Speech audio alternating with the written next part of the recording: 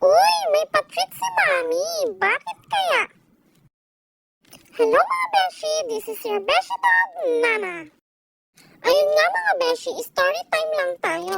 Alas 7 na nga ng gabi ng mga araw na yun ay wala pa rin si Mami. Hindi man lang siya nag-text o tumawag na gagabihin siya. Kaya super worry na po ako. Kaya nga nagulat na lang ako mga beshi nung dumating siya ay binigyan niya ako ng mga treats. Wow!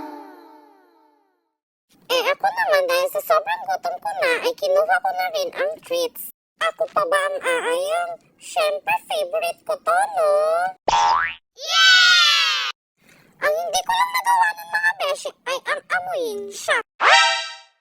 Kaya naman pala siya nagbigay ng treats agad ng mga beshi kasi nga nagsamgyupsal siya.